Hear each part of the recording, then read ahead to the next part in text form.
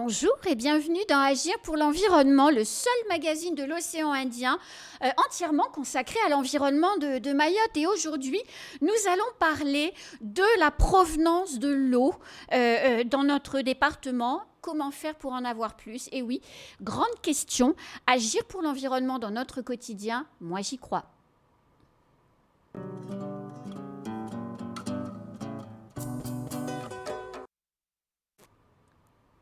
Pour parler de cette question cruciale, nous avons sur le plateau Jean-François Leroux, qui est chef du service environnement et prévention des risques à la DEAL, donc DEAL de Mayotte. Je l'ai bien dit. Bonjour Jean-François. Bonjour. Et puis Nawirou Vita, qui est directeur exploitation eau au syndicat Les Eaux de Mayotte. Bonjour Nawirou. Merci à tous les deux d'être sur le plateau ce matin. On le disait, on va parler de la provenance de l'eau. On souffre quand même parfois d'en manquer. La première question, alors que là, il pleut beaucoup, donc ça va un petit peu mieux. J'ai envie de vous demander, messieurs, comment se porte notre ressource en eau aujourd'hui? Comment elle se porte? Écoutez, c'est un vaste sujet. Ben oui, j'imagine bien. C'est un vaste sujet. Déjà, il faut savoir que la ressource en eau, là on parle de l'eau potable, déjà elle provient essentiellement de la pluie. Oui, on est ce qu'on appelle pluviodépendant, c'est ça? Aujourd'hui ça représente, je parle sous couvert de mon collègue Vita, mais 94% en fait, de la ressource en eau potable provient de la pluie. Les 6% restants, c'est l'usine de dessalement de Petite Terre. Voilà, donc c'est une caractéristique importante qui fait qu'effectivement on est complètement tributaire des conditions météo. Et voilà, on l'a bien vu cette année avec une période des pluies insuffisante, les conséquences que ça a pu avoir qui sont dramatiques sur notre vie quotidienne. Quand vous dites 94% qui vient de la pluie, on considère que les nappes phréatiques et les forages, c'est aussi rempli par l'eau de la pluie, ou on range cette catégorie d'eau, de provenance différemment, Nawirou? Tout à fait. Les nappes phréatiques, ça fait partie de l'eau de la pluie. Et les forages aussi. Bien, tout à fait. Et donc les quelques petits pourcentages entre 94 et 100, c'est quoi? C'est le dessalement. De Petite Terre. C'est le dessalement de Petite Terre, c'est le seul qu'on a aujourd'hui. Et tout le reste, c'est la pluie. Alors, vous l'avez dit, Jean-François, l'année dernière, la saison des pluies a été particulièrement limitée. Donc, on a eu de gros problèmes pour avoir de l'eau potable. Cette année, la saison qui est en cours, la saison des pluies, elle se déroule comment? Est-ce qu'on est content de cette saison des pluies? On ne peut qu'être content de la saison des pluies, bien entendu. Et j'espère que ça va continuer, parce qu'il continue à pleuvoir à certains endroits, beaucoup sur certains endroits, et on espère que ça va encore recharger beaucoup plus les nappes phréatiques, justement, pour que les niveaux d'eau dans les forages augmentent un peu plus que d'habitude. Alors, on nous avait dit que, puisque on partait de très très bas, puisqu'on a quand même été à un moment donné, faut le dire, quasiment à sec, on nous disait que la seule saison des pluies de cette année ne permettrait pas de remonter le niveau et puis de préparer la saison prochaine, puisque c'est le principe. Pendant la saison des pluies, on stocke pour l'année suivante. Est-ce que cette affirmation est vraie, ou est-ce qu'il a suffisamment plu pour tout remettre à zéro et même engranger pour la prochaine saison des pluies?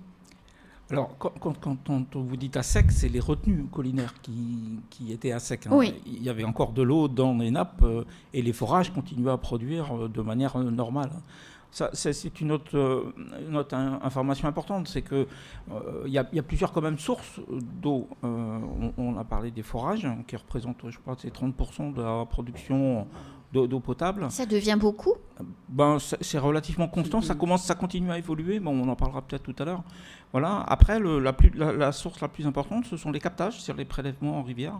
Ça représente 45% à peu près. Quand même. Oui, c'est ce qui, en fait, alimente la plupart du temps, va fournir en eau potable la population le long de l'année. Et les retenues représentent 20%, mais les retenues, l'usage des retenues, normalement, c'est en période sèche, enfin en fin de période en fin de période sèche.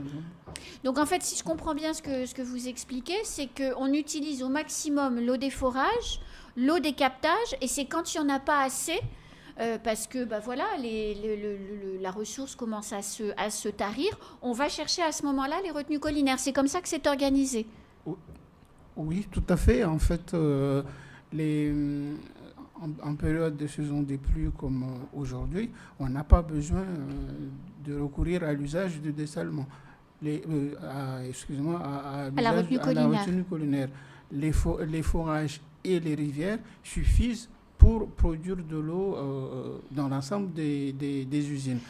Par contre, avec l'arrêt des pluies, au mois de mai jusqu'à novembre, là, on a recours à l'usage de la retenue collinaire pour compléter la baisse des débits dans les captages. Alors justement, quand vous dites qu'on utilise les captages et que ça représente quand même 45% de l'eau que l'on consomme, c'est des chiffres qu'on n'a pas forcément en tête. Moi, tout de suite, j'ai une question qui vient.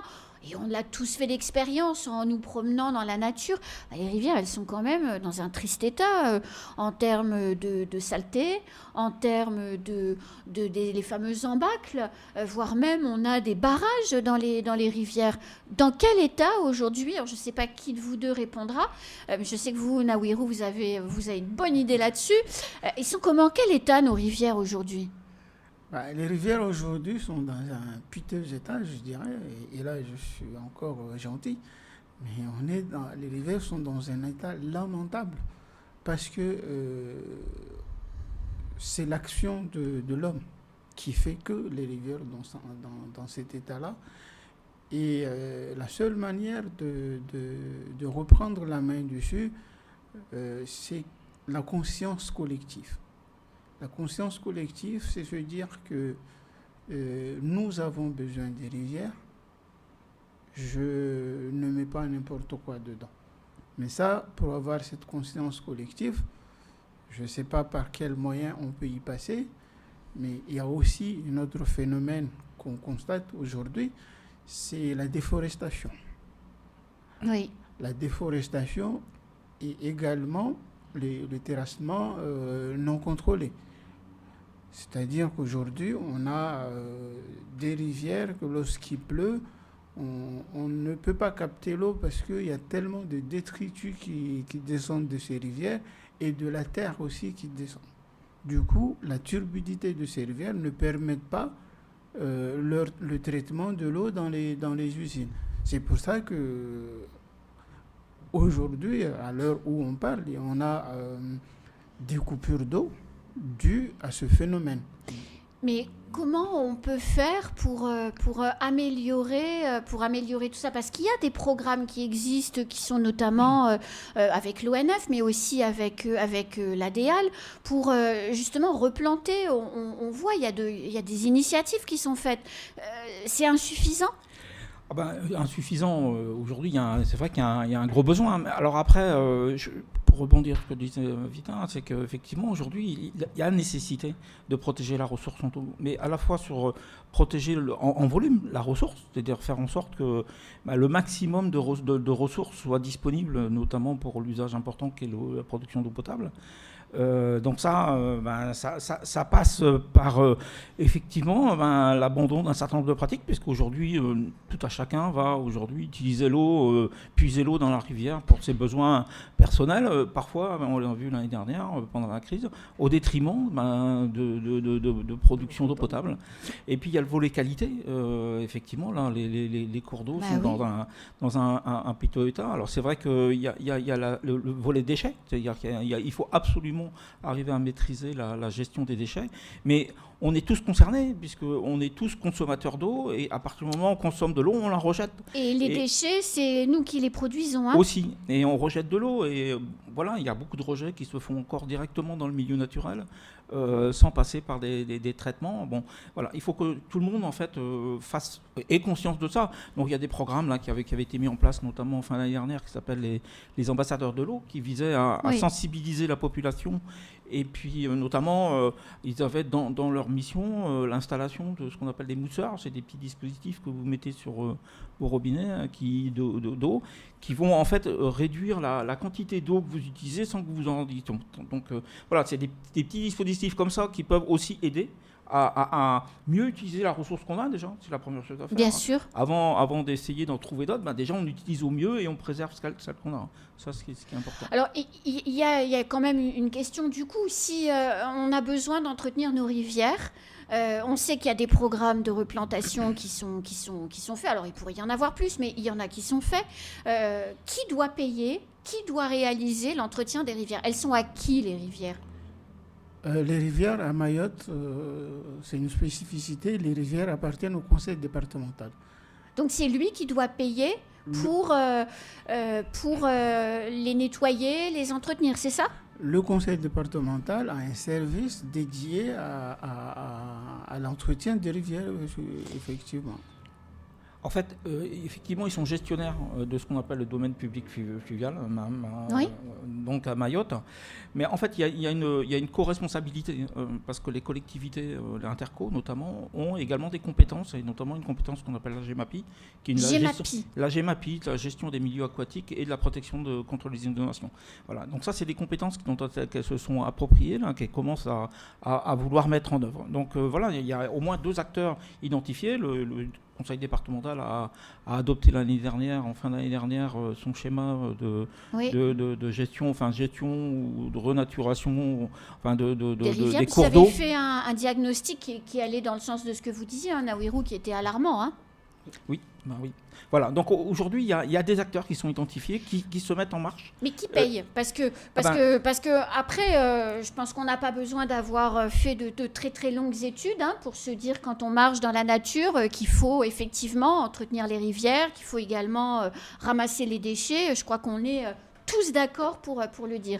Mais qui finance? Parce que le conseil départemental, il a peut-être la compétence, mais est-ce qu'il a l'argent? De la même manière, les intercommunalités, elles ont la compétence GEMAPI, mais est-ce qu'elles ont l'argent pour payer des associations, des entreprises, que sais-je, des professionnels peut-être embauchés pour faire ce job? Alors, pour la GEMAPI, les collectivités ont possibilité de mettre en place une taxe sur la facture d'eau, qui a vocation justement à financer toutes ces mesures-là. Après, il y a actuellement un outil qui s'appelle le Fonds vert, qui est un outil d'aide de l'État, et qui notamment est focalisé sur les renaturations des espaces sensibles, donc les cours d'eau. Donc aujourd'hui, c'est des fonds qui pourront être destinés à accompagner, aider ou financer en tout ou partie des actions de renaturation. Donc notamment, le CD pourrait, par exemple, en bénéficier. C'est-à-dire déposer des dossiers pour pouvoir financer des actions qui permettraient de requalifier les rivières et autres. Tout à fait. Et si on fait ça, ça apporte quoi à la ressource en eau? Si les rivières sont mieux entretenues, c'est-à-dire qu'il n'y a plus d'embâcles à l'intérieur, que les déchets ne se retrouvent pas comme sur la vidéo qu'on voit pendant qu'on parle, qu'est-ce que ça apporte à la ressource en eau? Au niveau de la ressource en eau, on améliore la qualité déjà de l'eau qui est dans la rivière. Et pour traiter cette eau, ça devient encore plus facile. Mais il y a aussi le phénomène de déforestation qu'il faut traiter également. Pour lutter contre la terre dans l'eau, en fait. Et puis favoriser l'infiltration de l'eau dans le sol. Et comment on fait, par exemple, Jean-François, l'ADEAL finance des opérations, par exemple menées par les naturalistes, par la FMAE ou d'autres structures spécialisées pour reboiser, replanter.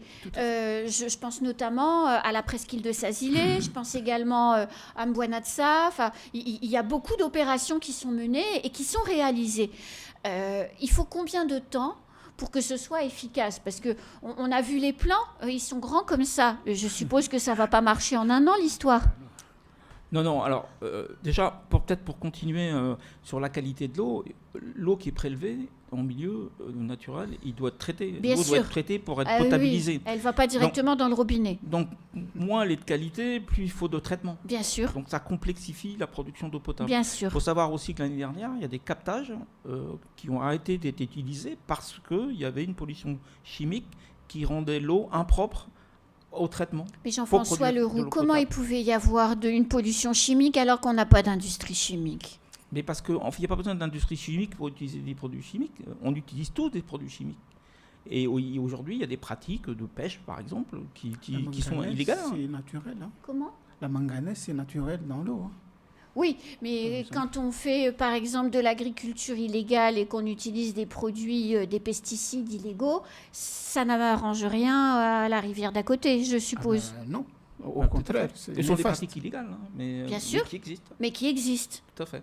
Je reviens sur ma question, sur parce que j'ai dévié, Alors, pardonnez-moi la Jean-François. La reforestation, Oui. alors effectivement, elle a pour avantage d'intervenir, déjà limiter l'emport de terre. Hein. L'emport de terre, c'est aujourd'hui, il y a une étude du BRGM qui a été menée là, il y a pendant plusieurs années, qui a abouti là, en fin d'année dernière. C'est 25 000 tonnes par an de terre qui partent au lagon. Ouais. Ça finit au lagon.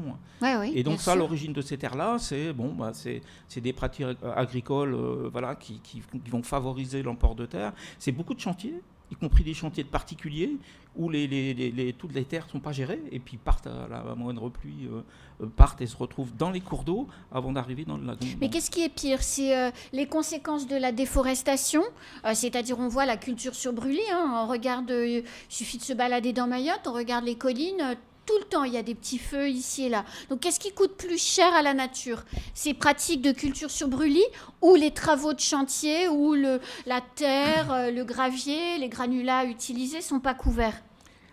L'étude mettant en évidence, c'était plutôt les chantiers. Ah, Tout ce qui est chantiers illégaux, qui est à l'origine de la plus grosse partie des terres emportées. Hein. Voilà. Après, la reforestation a un autre avantage sur la ressource en eau, c'est qu'effectivement, ça capte l'eau et ça favorise l'infiltration de l'eau. Comment c'est possible ça? Comment comment, pardonnez ma question très, très naïve, mais comment ça se passe? Comment le fait d'avoir des arbres, ça permet à l'eau de pénétrer le sol? Déjà, ça permet de garder la terre fraîche et les racines, en fait. En fait, lorsque on a le couvert végétal, on a le sol qui est saturé en eau. Mm-hmm. Donc, quand il pleut, avec le sol saturé en eau, on favorise l'infiltration plus rapide de l'eau dans le sol. Donc, l'alimentation des ressources qui alimentent les rivières, mais également les forages. Et ça a un avantage aussi, c'est que lorsqu'il pleut, l'eau qui arrive de nos têtes, là, il ne tombe pas directement sur le sol, mais il tombe sur une feuille et ça ralentit la chute, parce que quelquefois les pluies sont violentes en saison des pluies. Ça ralentit sa chute et c'est là où ça peut favorise pénétrer la pénétration. En fait, il y a plusieurs phénomènes. Il y a effectivement, ça ralentit, ça permet de mieux capter la pluie. Ouais. Ça facilite l'infiltration et ça capte aussi. Les racines sont un réservoir, ils gardent Bien l'eau. sûr. Et en fait, l'avantage des arbres, des forêts, c'est que ça restitue cette eau-là au moment où il n'y en a plus dans les cours d'eau.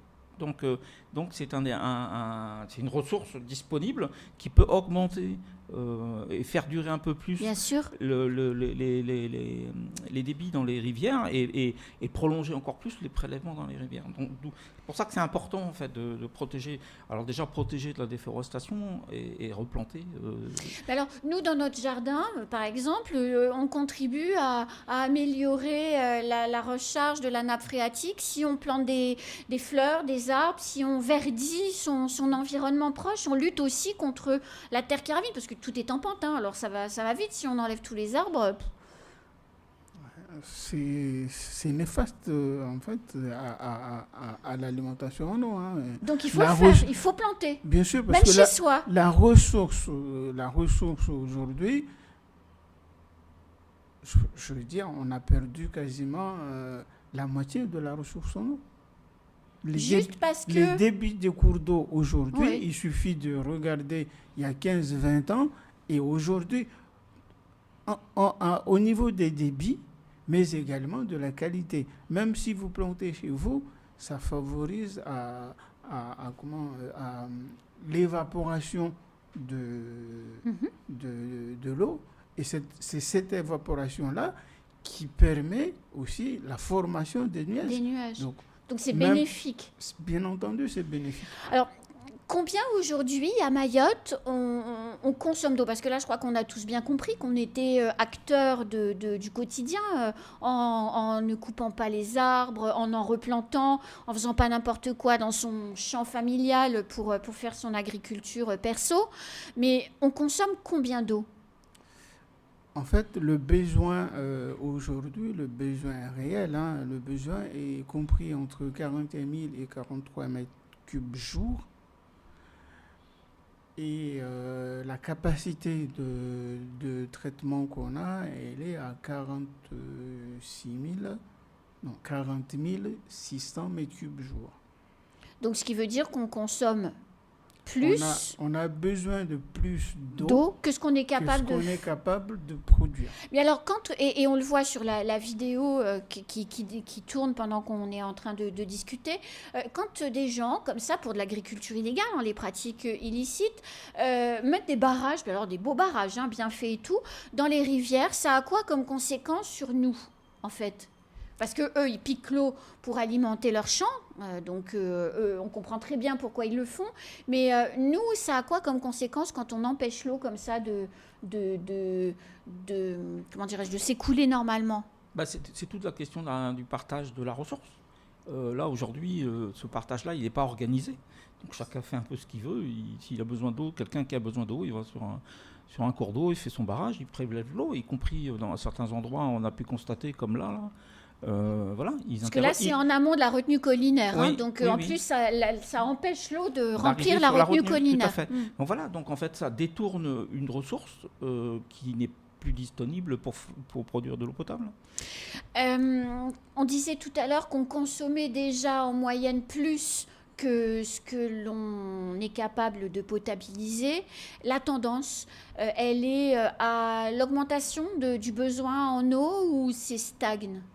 Ça stagne, pardon. On a une augmentation comprise entre 1500 à 2000 mètres cubes par jour de consommation tous les ans.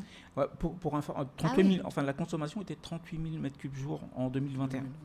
Oh là là. 38 000, on passe à 45 000. Et comment on fait pour passer de 38 à 45 ? On est plus nombreux, on a plus des maisons mieux équipées. Qu'est-ce qui fait qu'on passe de 38 000 à 45 000 dans le contexte que l'on connaît de crise de l'eau quand même ? Parce qu'on sait qu'il y a un problème. Je crois qu'il faut vraiment... On est... c'est pas un secret, on est plus nombreux déjà. Et puis, il y a plus d'habitations. Et moi, je dirais que c'est pas la réalité. Parce qu'on a des habitations qui sont situées dans des endroits qui n'ont pas accès à l'eau. Et au lieu de consommer 100 litres d'eau par jour, ces gens-là ne consomment que peut-être 20 à 30 mètres cubes litres d'eau par jour. Ce qui est aujourd'hui, si l'ensemble des habitations qu'on voit, c'est des choses visibles. Si l'ensemble de ces habitations sont raccordées correctement à l'eau, il y a des aménagements qui desservent ces habitations, je ne pense pas que ce soit 2000 mètres cubes de plus par jour qu'on a besoin. Ce sera encore plus. Et même avec les restrictions que l'on a connues là pendant la saison, la fin de la saison sèche, la consommation ne s'est pas réduite parce qu'on a quand même appris à fonctionner un peu différemment quand même. On a dans le Nord, ce qu'on a vu, la tendance qu'on a vue dans le Nord, il y a une baisse de consommation. Par contre, dans le Sud, même pendant les périodes les plus difficiles des coupures, on a toujours une forte consommation dans le Sud. Et dans l'hypercentre de Mamoudzou, là où il y a l'activité économique, éventuellement industrielle aussi? C'est moins que dans le Sud. Dans le Sud, en fait, je pense que comme le Sud a été impacté, très impacté par toutes les sécheresses. Hein. Je pense que les gens, ils ont suréquipé leurs habitations et de ce fait... Pour stocker de l'eau. Et de ce fait, même malgré les coupures, je vous dis, pendant les périodes les plus difficiles, à Bouyouni, on pouvait produire jusqu'à 3000 m3 jour au lieu de 10 000. Et à l'Euroveni, on était à 7 000 ou 8 000 au lieu de 10 000. Ah oui. Donc ça veut dire que la consommation du Sud, l'Euroveni, c'est l'usine qui alimente le Sud. La consommation du Sud n'a pratiquement pas diminué malgré les coupures. Et quand on a une usine qui fonctionne à 10 000 m3 jour, on fait des coupures drastiques et qu'on produit toujours 7 000 m3 par jour, ça veut dire ce que ça veut dire. Bien sûr, c'est les chiffres parlent d'eux-mêmes. Voilà. Merci beaucoup, messieurs, de tous ces éclairages. Je crois qu'on y voit plus clair maintenant sur d'où vient l'eau, que l'on doit faire attention à ne pas trop consommer. C'est le message à faire passer, n'est-ce pas? Bien entendu. Surtout ne pas gaspiller. Et pas aussi. Gaspiller. Préserver là. Préserver, pas gaspiller et réfléchir à est-ce qu'on en a vraiment besoin et surtout de l'eau du robinet. Tout à fait. Parce qu'on peut aussi récupérer l'eau de sa toiture. Bien sûr. On n'en a pas parlé, mais c'est vrai qu'il y a des... On aura l'occasion dans une autre émission d'en reparler. Merci beaucoup en tout cas, messieurs. Merci. Merci. Eh bien, nous, on se dit à très très vite pour une prochaine émission avec un prochain sujet et on parlera, je pense qu'on parlera encore d'eau.